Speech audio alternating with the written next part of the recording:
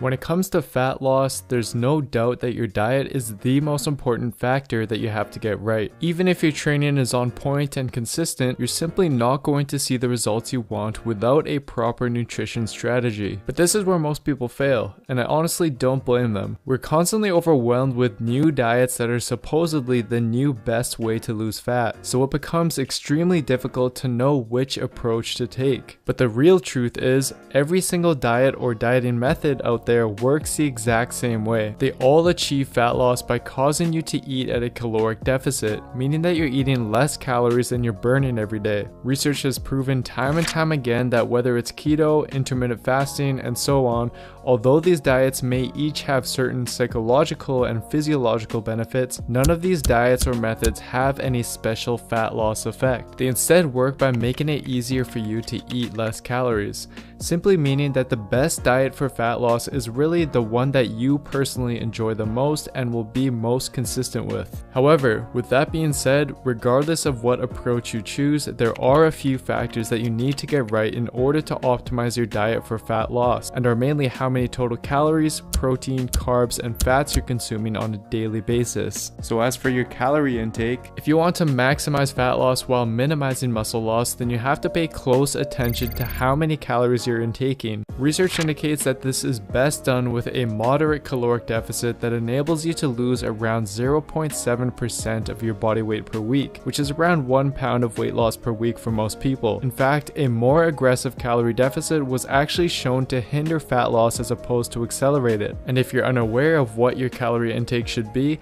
a good starting point and something recommended from a 2014 paper from Helms and colleagues is to simply multiply your body weight by 13. Although this won't be spot on for everyone, you can start with that and then increase or decrease your calories based on how your weight loss progresses throughout the next little while. As for protein, it's the most important macronutrient you want to keep track of, since research has repeatedly shown that it plays a major role in maintaining muscle while you're in a caloric deficit. And although how much protein you should intake will always be a highly debated topic, a recent 2018 meta-analysis from the Journal of Sports Medicine found that intaking at least 0.73 grams of protein per pound of body weight is enough to maximize muscle growth and maintenance. However, I personally find that intaking a little more than this is beneficial when restricting calories, since we know that protein is the most satiating macronutrient, so it can better help keep you full throughout the day, and it just acts as a buffer to help minimize any potential muscle loss. Now, as for carbs and fats, despite the ongoing debate between low-fat versus low-carb diets,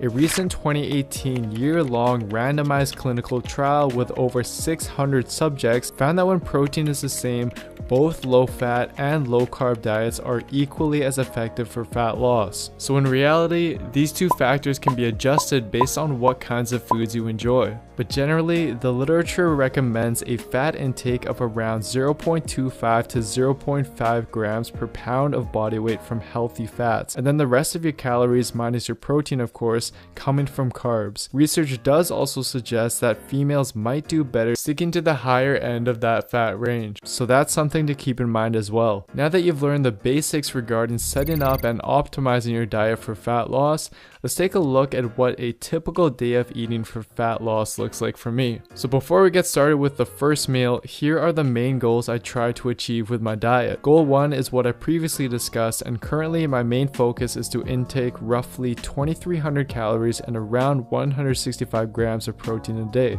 Goal 2 is to help keep me full, since fruits and veggies are often low in calories and they help me minimize any micronutrient or fiber deficiencies. Goal 3 is a good idea for optimizing daily protein intake, since as shown in Brad Schoenfeld's 2018 study, in order to maximize muscle anabolism, your daily protein intake should ideally be spread across a minimum of 4 meals throughout the day. And goal 4 is just vital for my overall well-being and adherence to the diet. So with that being said, let's start with meal 1.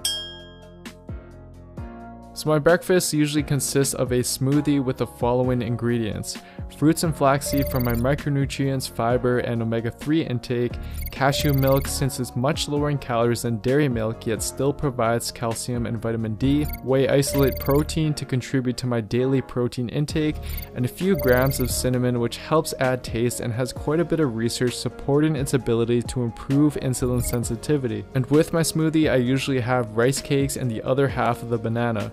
I prefer this as my pre-workout meal since it consists of a fast digesting protein and high glycemic index carbs, which, as explained in my pre-workout meal video, seems to be ideal for performance based on the literature. Now as for your post-workout meal, contrary to popular belief and as shown in this 2013 literature review on the topic, consuming a meal immediately post-workout doesn't seem to be very important if you've had a pre-workout meal with sufficient protein. But since you do ideally want to space out your protein intake, having another meal at least within a few hours after your workout would be recommended. I personally prefer keeping it simple with baked sweet potato, baked chicken breast, and a large salad on the side with low-calorie dressing. Again, simply sticking to unprocessed foods that help contribute to my overall micronutrient intake for the day. Throughout the day, I usually have a few more servings of various fruits and vegetables and a combination of black coffee and green tea. These are all quite low in calories yet help keep me full until the next meal. And the caffeine found in green tea and coffee is a natural appetite suppressant and has actually been shown to increase your caloric expenditure. Research from the Journal of Clinical Nutrition suggests that a couple cups of coffee can lead to an additional 80 or so more calories burned throughout the day. And the fact that research also shows that caffeine may increase fat usage by the body makes it something I'd recommend incorporating in your diet if you enjoy it. Sushi is by far my favorite food, so I tend to have it quite often. The great thing about knowing how much you should be eating is that you're able to fit in foods that you enjoy without it affecting your progress. Now, aside from being a relatively low-calorie, high-protein choice, the salmon helps provide the important omega-3 fatty acids DHA and EPA, which have recently been shown in a 2018 literature review to possibly help with anabolic signaling and muscle repair and growth. So intaking a few servings of fish per week and supplementing with omega-3s is something I'd highly recommend. This is something I'll typically have shortly before bed since I personally enjoy going to bed feeling full and it doesn't impact my sleep. It's usually a combination of eggs, egg whites, toast, peanut butter topped with stevia sweetener, and a salad with 0-calorie dressing. And for those against eating this late, the literature has shown time and time again that eating carbs or even food in general late at night will not contribute to fat gain, given that you're still staying at a caloric deficit. Something I do want to mention though is that for very calorie dense foods like peanut butter, I would highly recommend that you take the time and effort to at least measure or even better weigh out how much you're using. Several studies have shown that underreporting calories is a very common reason why overweight individuals struggle to lose fat despite dieting, which is probably because it's so easy to do. For example, here's 300 calories worth of peanut butter compared to 100 calories. The difference is almost unnoticeable, yet this can easily be the factor that's inhibiting your fat loss. So if you have any measuring tools, I'd suggest you use those. Otherwise, I'll leave a link in the description box down below to a very affordable scale that I personally use myself. But that's pretty much what a day of eating for fat loss looks like for me. Hopefully this provides you with some insight as to how to approach and optimize your diet for fat loss. The key is really to incorporate foods you personally enjoy eating in order to create the diet that you can adhere to the best. Now, as for any supplements you should be taking, I've got a little giveaway planned for you guys. Thanks for watching, guys. So I have a huge surprise for you as a way of giving back, since I did just recently surpass 400,000 subscribers on YouTube, which is honestly just crazy to me. So the 3 supplements I'd recommend you take during any fat loss phase are protein, creatine, and pre-workout.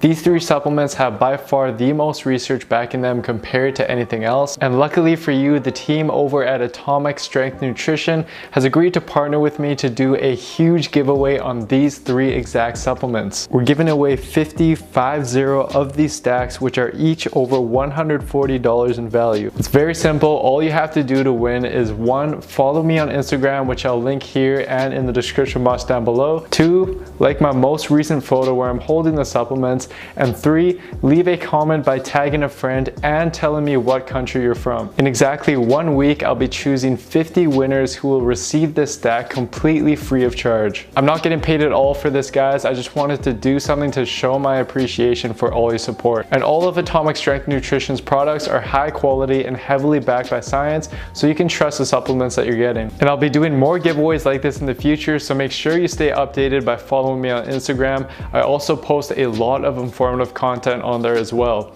Anyways, that's it for this video, guys. If you enjoyed it, please don't forget to give it a like, leave a comment down below, and subscribe to my channel, and turn on notifications for my channel as well, as this all really does help me out. And as always, for those interested, I'll leave a link in the description box down below to the written summary of this video on my website builtwithscience.com. Thanks so much, everyone. I'll see you next time.